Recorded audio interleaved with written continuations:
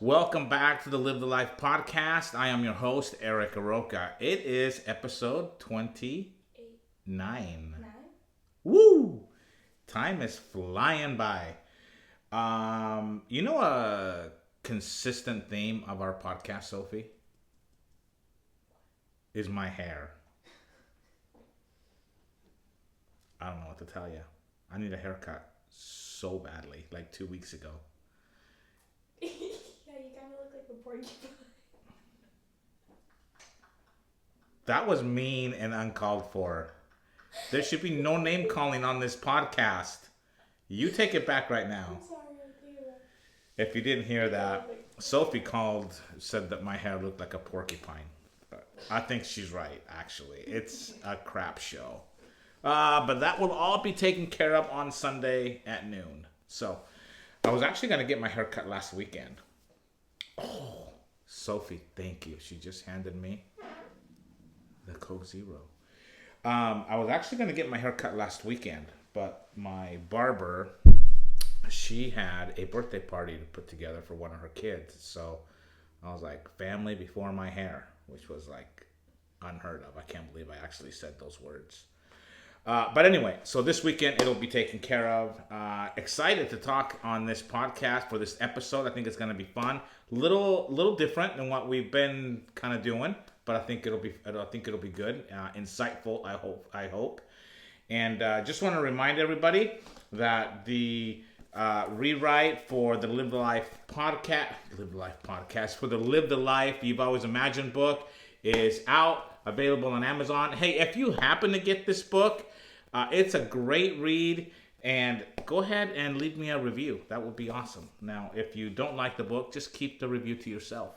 And of course, From Burnout to Brilliance, a book every single educator should be reading to help them reignite their passion and purpose for teaching. Don't want a bunch of burnt out teachers out there. I actually come across those all the time. It's kind of sad. All right. Anything else that we need to talk about? We got some awesome interviews coming up. Some really good ones. Next week, we have Brad Ball, who is a sales guru. You're going to love that episode. And then we will be recording actually next week. We will be recording several episodes with some really fantastic guests.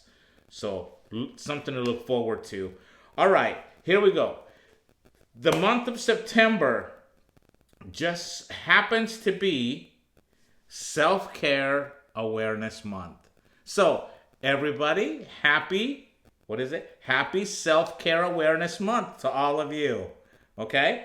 And so I think a lot of times when we talk about self-care, we talk about like mental health, right? We're like making sure that you are taking care of your mental health, making sure you're taking time to to just kind of recover, to relax, to recharge, the old batteries up there. Is that kind of what you get, Soph? I mean, I feel like I do self-care pretty. No, but when you say self-care, do you think that a lot of times people are talking about mental health, not just like anything, but... Mm-hmm. Okay. She agrees with me. Okay. So, and I think it's really hard to actually take time for self-care because I think many times we're so busy serving others and helping other people that we kind of put ourselves in the back burner and we don't allot the time necessary or needed to really provide that self-care that we really need in order to be efficient, effective, and provide value, impact, all those things as we move forward in whatever it is that we do in life. So, very, very important. But I wanted to take you on a little bit of a journey, kind of about my self-care. So, as all of you know, or most of you know, I started my career in sales back in the early 90s, and it was a lot of fun. Did mostly high-tech sales back then, and it was good. I got to travel quite a bit, see the world, and it was a good time. Like I really enjoyed it. It was a lot of fun. I did not. I was pretty young. I mean, I was in my late 20s, so I was not really worried about self-care. And I'll be honest, the self-care awareness thing, that's a now thing. Back in the 90s, nobody talked about self-care. Like I don't remember a single person saying, "Eric, you really need to take time for some self-care." Nobody talked about that. Nobody cared. And maybe we took the time for self-care. We just didn't call it that, I don't think. I mean, I just don't remember that at all. So, but, I was young, energetic, ready to take on the world and, go out and conquer type of a deal. So, like, who cares about self-care? So, let me tell you what my diet kind of consisted of. Bread, pasta, bread, and then to change things up, bread and pasta. Do you remember that in your childhood? Mm-hmm. Yeah, that's what I ate that every day. Love it, still love it to this day. I just love it so much. Carbs. Oh, carbs are my friend. Oh, not anymore. They're my enemy now. But I ate a lot of carbs. Yes, I ate vegetables, and of course I loved fruit. Peaches are my favorite.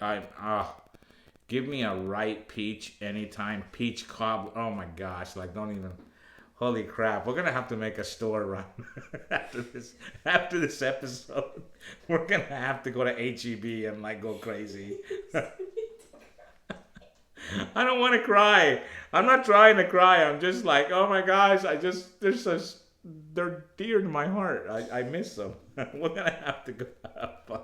And you can't make me laugh because then my eyes get watery, and I can't help it if my eyes get watery. You were the one who started laughing. Oh my gosh! You made me laugh. Back to another. Am I holding it correctly? Yeah. Coca-Cola, Coke Zero, tastes fantastic. It's so refreshing. Okay, so that was, I was eating vegetables. I was eating meat. I love to eat meat. So I ate meat probably every single meal that I've ever eaten in my life. I was just going about my life, just living life, Then I started noticing that I would have, I guess what we call now, like blood sugar crashes. And, anybody that knows me, that remembers those days, just remembers how when I got hungry or when I was having a blood sugar crash, how unbearable I was to be around. I mean, really, you guys, I can't even tell you. My family still talks about the time we went to Taco Amigo. Okay? Now, if I say Taco Amigo to you guys, don't you think like you're thinking tacos, right? You're thinking, okay, I'll have a taco. Like, yeah, I love tacos. Taco Tuesday. I mean, yeah, let's have some tacos. Why in the hell would anybody create vegetarian tacos? My wife takes us to this Taco Amigo place in Orem, Utah, and she's raving about it, guys. She's like, oh my gosh, this is the best place ever. Blah, blah, blah. And I am in a blood sugar drop stage, and I am like beyond just, and I need to freaking get some food in me. And I'm pretty pissed and just angry and just like not fun to be around. We walk into this restaurant and you see the menu, and there is vegetarian tacos as far as the eye can see. And I like freaking blew a gasket. Okay, like flipped my lid, y'all. Not the proudest moment Eric Aroca has experienced with his family. And I can't remember how many kids I had. I think I had 4 kids at the time, probably. I don't think I was. You weren't around yet. No. This was pre Sophie. So I had at least 2 or 3 kids when we have 5. So I had at least 2 or 3 of them. But anyway, I just going off. And so I ended up getting nothing to eat because I'm like, how in the effing hell do you make tacos without freaking meat in them, right? I mean, don't you think I'm justified a little bit? Maybe like that much, but I'm justified, dang it. Anyway, so that was a total shit show of an event, night out with the family. And so not too long after that, decided I better go in and get checked up and stuff. And so I was like, okay, let's do a checkup. Found out I was pre-diabetic. Okay? Pre-diabetic. Don't ask me what that means. I mean, I'm going to tell you here in a little bit. But back then, I was like, oh, give a crap, pre-diabetic. What does that mean? So I kind of just basically ignored it. Like, who cares? And just kept living my best life. Still hangry, still having blood sugar drop episodes, and just being really unbearable to live with. Hey, if I was eating or shortly after a meal, I was great to be around. But 2 hours after a meal, when my postprandial, when my sugars came down, I was like, I was a mess. All right, so eventually I go back to the doctor's office, get diagnosed with diabetes. So it's been, and I'm just going to tell you, it's probably been almost 10 years, okay, between visits. Like, I'm a guy. You don't go to the doctor unless there's something seriously wrong, You put a Band-Aid on it and rub some mud on it or something, you know what I mean? Spit on it, you'll be fine. So it's been about close to 10 years. I go back in, get diagnosed with diabetes. My A1C was 7.9 at the time, which is pretty close to being like out of control diabetic. And like when I came home and told everybody I was diabetic, no one was surprised. Okay, they were like, "Yeah, yeah, duh." So anyway, so that was my experience as far as being diagnosed with diabetes and just kind of going at that. So I talked to a dietitian, a diabetic dietitian, and she told me I needed to eat 6 times a day. I needed to have breakfast, lunch, dinner, snacks in between, lots of peanuts, blah, blah, blah. Told me all the snacks that I should have. Eat lots of fruit, she told me. Eat lots and lots of fruits, lots and lots of vegetables. Stay away from red meat. That's evil, right? So, you guys get it, right? She gave me the rundown. She never told me not to eat pasta. Oh, the devastating news. Are you ready? Back then, I was drinking Coke and Dr. Pepper. Like the hard stuff, right? Like hardcore, the real stuff. And she said the first change you have to make is going from Coke to Diet Coke. You need to go to diet drinks if you're going to drink soda. And I was like, oh, Diet Coke just tastes like crap. But I acquired a taste for it, kind of like camel pee. And I started drinking Diet Coke and Diet Dr. Pepper. That was my go-to. Those were my 2 drinks, and I drank those for forever, okay? Pretty much until 2019. And then I switched to, and then the saddest day of Sophie's life, and when I had to switch from Diet Coke to Coke Zero. And I think the saddest day for her is because I always have it stocked in the fridge. And so all of a sudden we went from having Diet Coke to no Diet Cokes. And Sophie was like, what the hell? Like, where's my Diet Cokes? Yeah. Anyway, so that was the real sadness for her. All right. So I get diagnosed with diabetes. I am told to eat tons of vegetables, tons of fruits, cut back on your meats, eat all the healthy grains and oats, because I'm a horse. And so, anyways, I'm living my best life, you guys. So, I had actually found a really good doctor in Salt Lake City. Just love her I still wish she could be my doctor. She was fantastic. She put me on metformin. I got on metformin. I'll tell you right now, metformin made me sick. It made my stomach feel uneasy, queasy. Just, I did not have a good experience being on metformin. I was on metformin for about 6 months. No, about 9 months.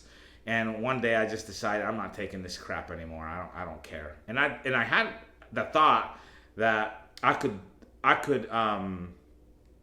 reverse diabetes on my own. And so I did. I took myself off metformin and I gave myself 6 months. And I thought, well, if my A1C doesn't get below 6, then I'll take metformin and whatever else and do her plan. But I was just like, I'm not doing that. So I noticed that my blood sugars weren't any better by following the diabetic health eating plan. It was actually getting worse. More often, my blood sugars were crashing and just not feeling great. So I took myself off metformin, did a little test, and I just started eating however I thought was the best way to eat, right? And it wasn't great. I was still eating pasta and bread every day, but I was exercising more, moving around a little bit more, being a little bit more active, and and just trying to eat as healthy as I could. You know what I mean? I wasn't really worried about like sugar consumption or anything like that, but just trying to eat as healthy as I could figure out to eat. So I go back up after about 6 months, get my blood work done. My A1C is 6.0. And I was like, right on. And she's like, oh, great, the metformin's working, your diet's working, blah, blah, blah. And I said, well, actually, I took myself off metformin 6 months ago and changed my eating habits and blah, blah, blah. And I'm feeling way better. And she's like, you did what? Like, you did all this without medication? Can you believe it? Anyway, so I thought I had fixed it. You know what I mean? I thought I was good. So then years and years go by. This is when did I go on keto? I went on keto when I got sick, right? After I came home. So after I came home from my little brain trauma thing, if you haven't seen that episode, check it out. You get to meet Sophie. I'll put it in the description for you guys. So when I came home from that, I needed to change my way of eating because I had this brain issue, and I was really like, I need to eat healthier and stuff like that. I learned about keto. Maria Emmerich, was my wife on Maria Emmerich? Was she on the Maria Emmerich kick? My wife was on the Maria Emmerich kick. No, she wasn't. She was on that other lady. What was Jacinda? Yeah. What was Fat Girls Do It Better? I don't remember. Something about Fat Girls Do It Better or something like that. My wife was having really good success, like losing a few pounds. And my wife has always been really fit, really into exercise. And she was taking like not Taekwondo. She was taking kickboxing and Zumba instructor. And she's like all about it, right? So she's always looked pretty dang good. I just decided, okay, well, I got to do something. And my sister Marcy was actually talking about being on the ketogenic diet. So I learned all about the ketogenic diet, got involved in that. My wife introduced me, I think, also to Maria Emmerich. So Maria Emmerich, thank you. She does great content on living a ketogenic diet. So if you want really good information, follow her. I'll put her information in the description as well. And I started eating keto. For those of you who don't know keto, basically it's a nearly zero carb life. I was having about 15 carbs a day, if not less. That's hardly anything, okay?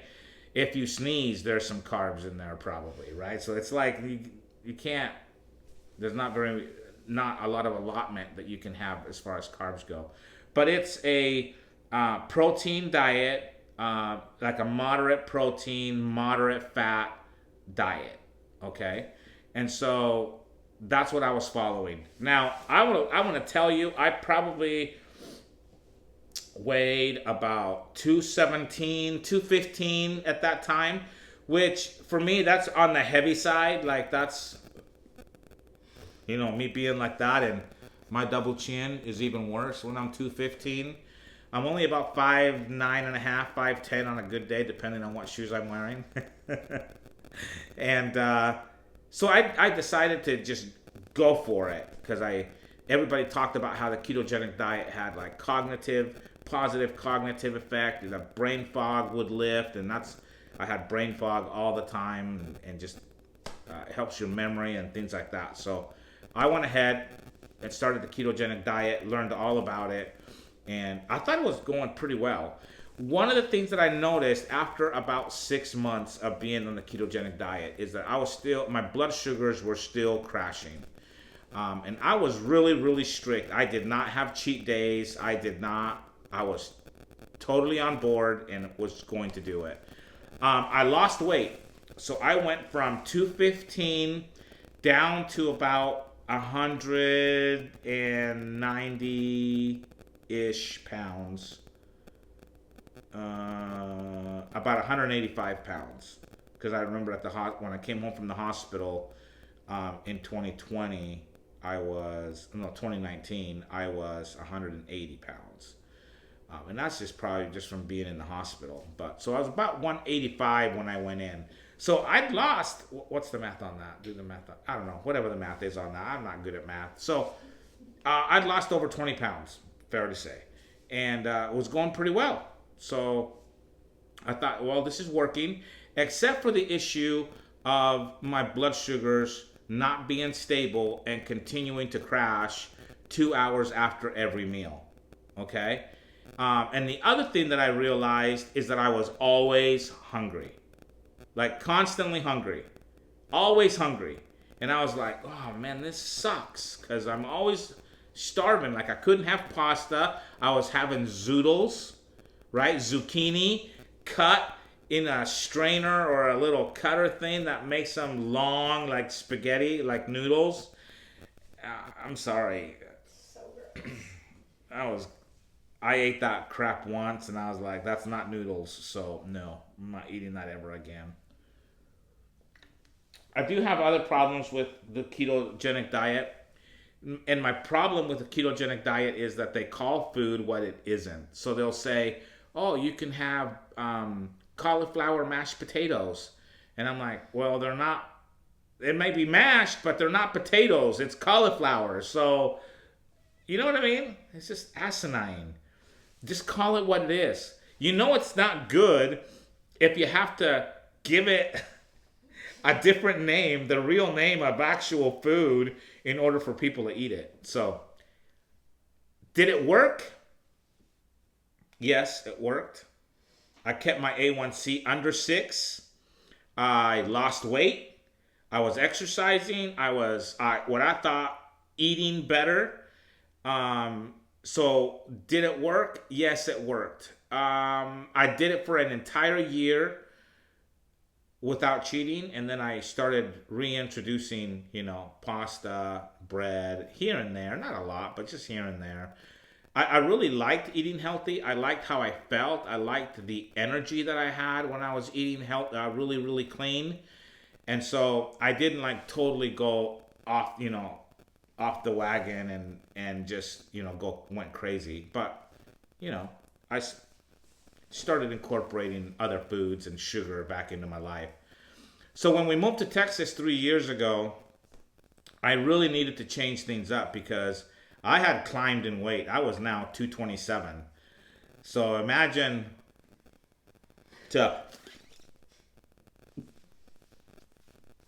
that's what it looked like. It was bad. That's the heaviest I've ever been, 227. And, I was not doing well. I was constantly tired, just no energy, lethargic. I had severe issues. I had been diagnosed way back when with arthritis. My arthritis, every time I ate, my arthritis would flare because I was eating all the wrong things. and my blood sugars were just completely out of whack, and I was like, I got to do something. I'm gonna go back on keto. And then I saw a post on Facebook, and my brother was talking about being on the carnivore diet. So I went ahead and started reading about the carnivore diet. I actually heard about the carnivore diet when I was on keto, but I always thought, oh man, those people are like crazy. You know what I mean? Like they're the lunatics of the healthy eating world. And I always would make fun of them. My wife and I would always like bash on them, but I learned about it. I called him. He said, dude, all you got to do is do this. You got to eat lots of meat. You got to eat no carbs. So eat meat, eat eggs, and fat. That's it. And he said you can have some dairy if you want dairy. Those are the only 4 things that you can eat. And I was like, I don't know, man. I don't know if I can do it. I was on the phone with him, and he's telling me how great it is, how his energy level is way up, how he just feels great. Him and his girlfriend at the time, now his wife, was just doing fantastic. They'd both been on it for like a few months, and they were loving it. And I was like, okay, well, you know what? I don't know. It just sounds kind of way out there. But I decided when I hung up the phone that I would just try it for 90 days. So, as I got on YouTube immediately. Hopped on to YouTube University and typed in beginner carnivore diet. I was introduced to a few people. The Steak and Butter Gal, highly recommend it. I will post all their information on the description.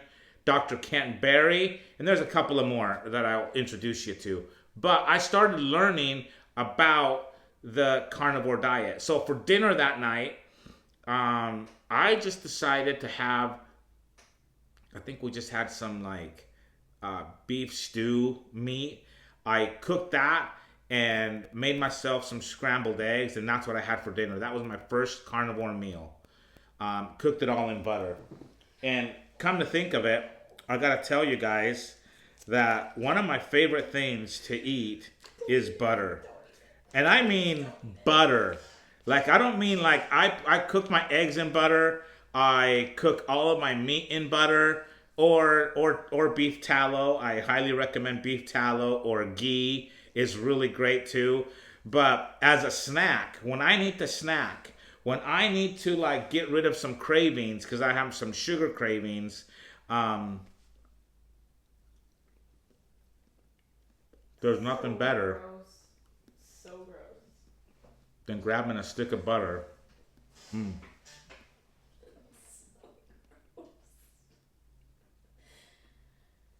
So good.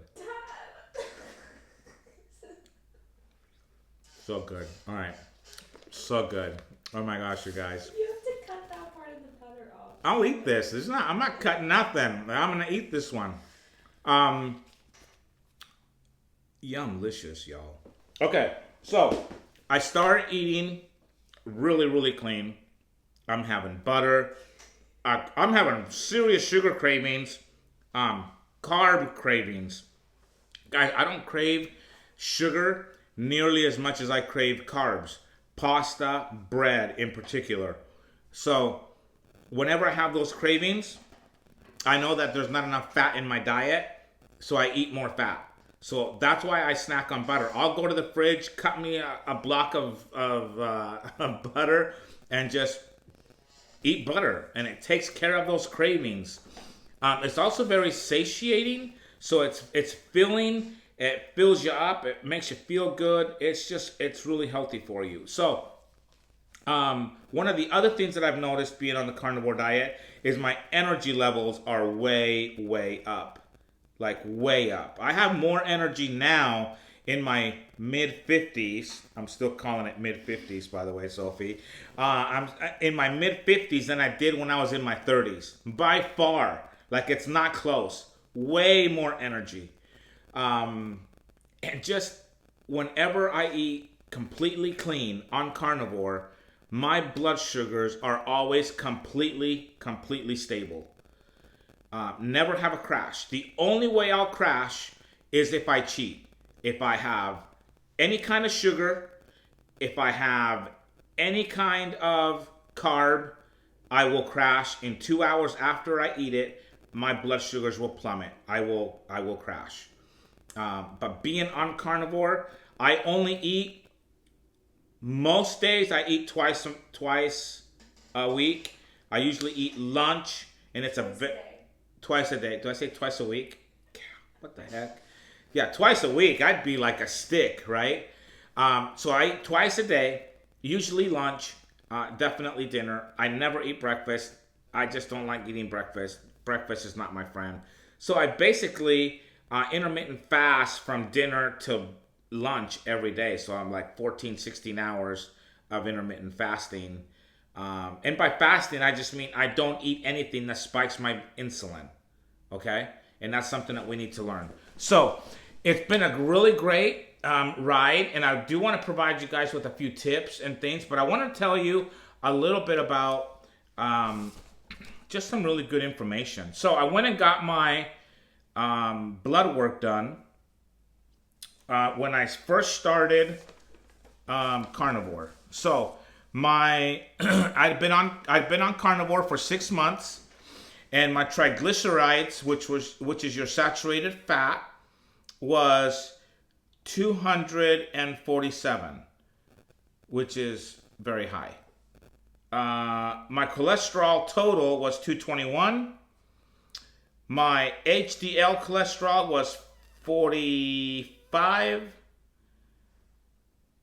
No, my triglycerides were 247. My total cholesterol was 225. My HDL cholesterol was 45. My A1C, see if I can find it. My A1C was 6.0, which still shows up as high on the thing. Because I think the new American Diabetes Association guidelines show 5.5 as the marker. So if you're above 5.5, you're diabetic. If you're 5.4, I think you're pre-diabetic. 5.5, you're pre-diabetic. But as soon as you get above 5.5, they just label you as diabetic. So I was at 6, which I thought it was great because I was feeling fantastic. My blood sugars were on point. I mean, I was doing great. So I wasn't too worried about it. I learned about this thing called metabolic health and how important your metabolic health is. And so the way that you figure your metabolic health out is you take your triglycerides, so your saturated fat, and you divide that number by your HDL cholesterol. So 247 divided into 45, or 45 into 47, I don't know how you do that math, but it's 5.48, which is not great, okay? So metabolically, yes, I was feeling better, but my metabolic health still was not exceptional. I went and did my test 6 months later, so a year after being on carnivore, and I have the results on my trusty phone, test results. Let me get into my portal here.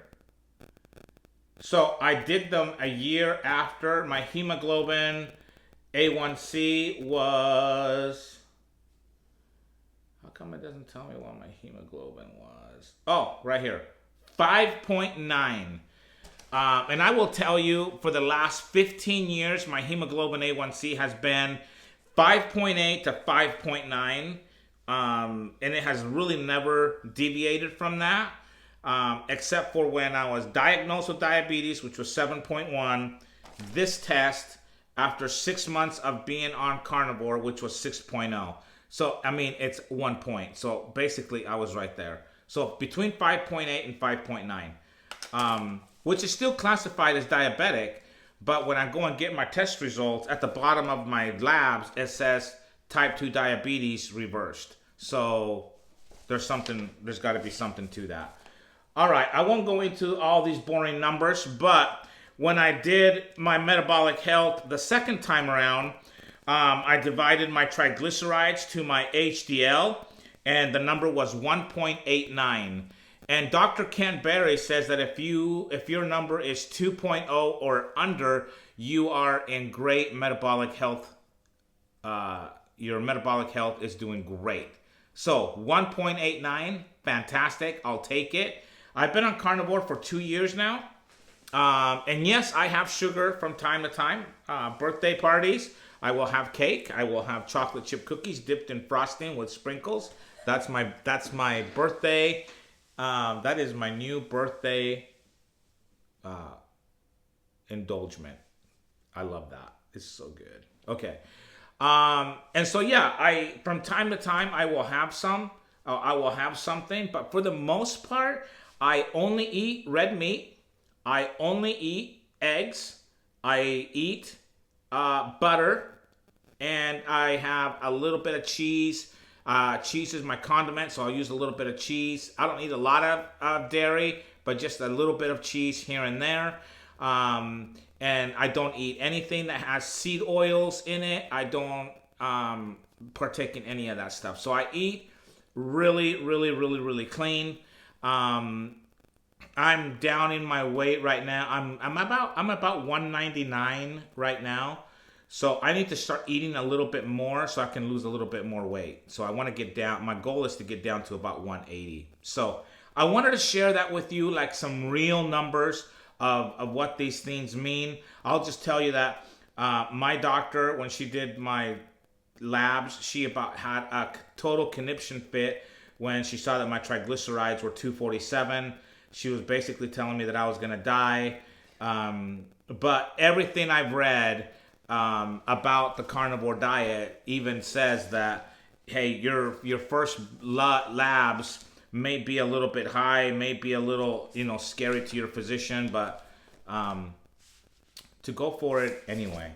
So that's what I do. I really try to stay away from anything that spikes my insulin. And that's why I drink Coke Zero. Because yes, it has a sweetener in it, but it does not spike my blood, not my blood sugars. It does not spike my insulin. So therefore, I drink it. Okay. Also, I wanted to share with you guys, I really did not want this episode to be all about diabetes, but this is just part of self-care. And I think we need to just take a look. You need to take a look at your life, figure out what you're eating, figure out what your health goals are, and then find the best solution for you. Hey, if it's being a vegan, good job. You may lose weight being a vegan, but you're going to be the unhappiest person on the planet. I don't know of any happy vegan people. But if you want to go keto, if you want to go carnivore, if you want to go whatever fad diet, whatever is out there, I don't think that carnivore is a fad diet. I think it's really a way of life. So, but whatever it is you want to do, figure out something so that you can take care of your body, so you can take care of yourself, so that you can be around for as many years as possible for your loved ones in your family. Do what's best for you. I'm just simply sharing information about what's worked for me. I did want to share something with you guys that's really close to my heart. I talk a lot about diabetes and really try to help people learn more and more about diabetes and what it actually is. So there is a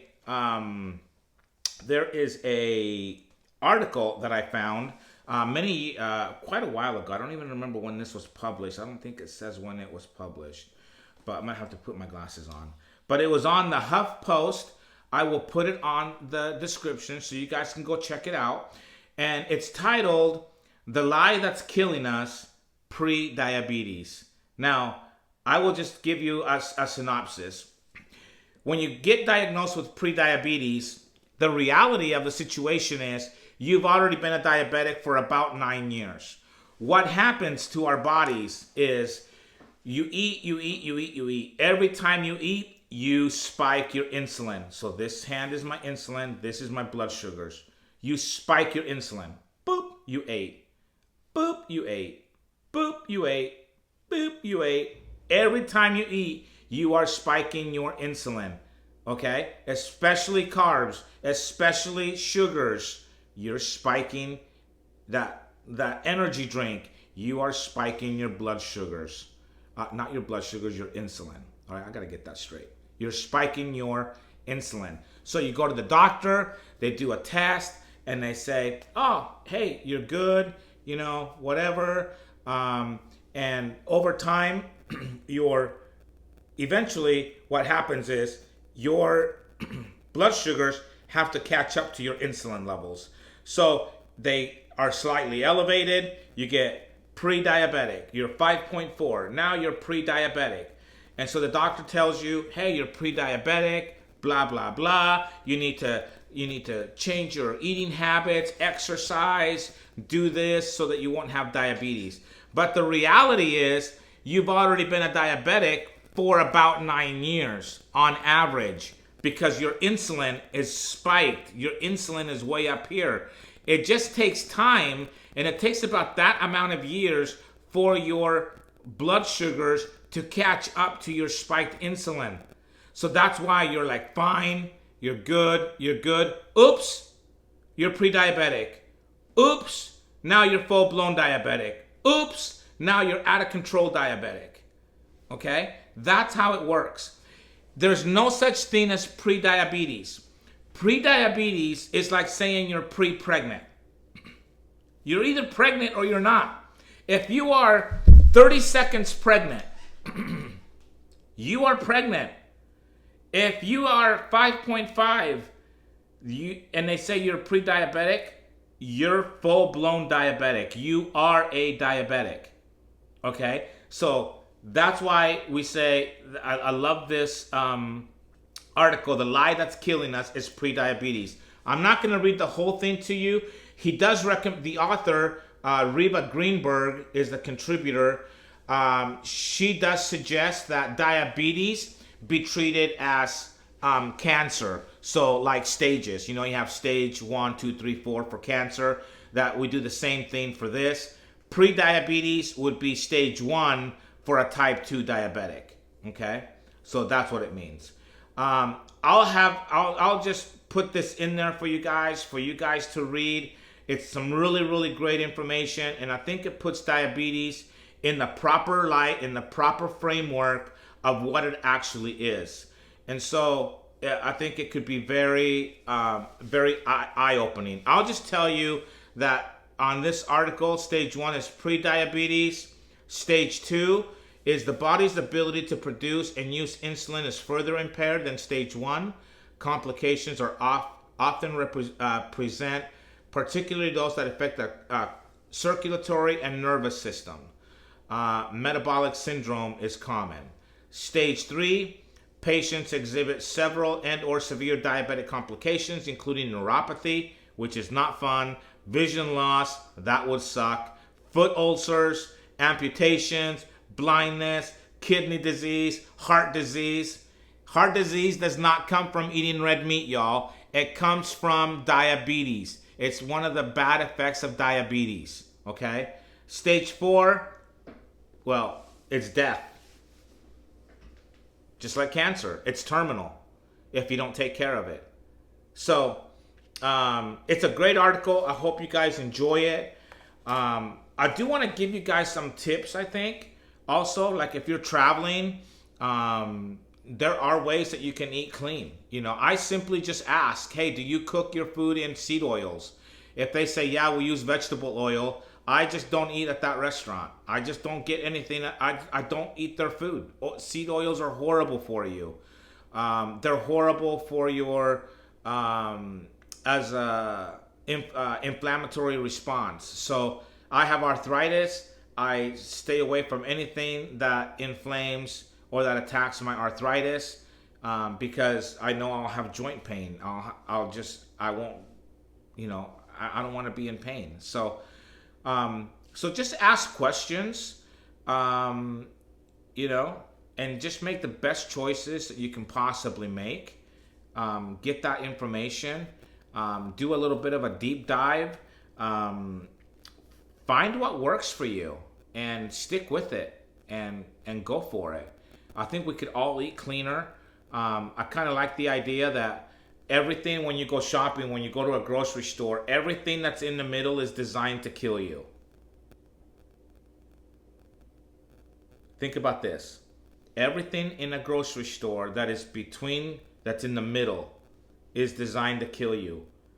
Everything that's on the aisles. Stop buying and stop falling for this is ketogenic and it's packaged, it's processed. It is not ketogenic. It is going to kill you. It's not good for you. So don't eat it. If you want to eat vegetables, hey, you know what? Go ahead, eat vegetables. I don't. I don't eat fruit. If you're keto, you can have berries, So any fruit that ends with a berry, you can have it. Strawberries, blueberries, blackberries, raspberries. Eat that. But an apple has more sugar content than a donut. It doesn't have granulated sugar. It's not that kind of sugar. It's fructose. So guys, if you're eating peaches, oranges, apples, that's high in fructose. That all gets metabolized as sugar. All of your carbs get metabolized as sugar. So you got to make better choices. Don't fall for the marketing campaign that says organic, that says, that this is the latest and greatest for whatever fad diet is out there. I mean, when I first started keto, there wasn't anything on the shelves that you could buy that was ketogenic. Nothing. And now they have entire aisles for keto brands. They're just, guys, they're taking your money and laughing all the way to the bank. And what's at stake is your health. So get educated about your well-being, about self-care. Take care of yourself mentally. Take care of yourself physically. Just take care of yourself. Take the time that you need to take good care of yourself.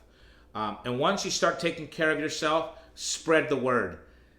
Help somebody else to better take care of themselves for their mental health, for their physical health. So you can do it. I've done it.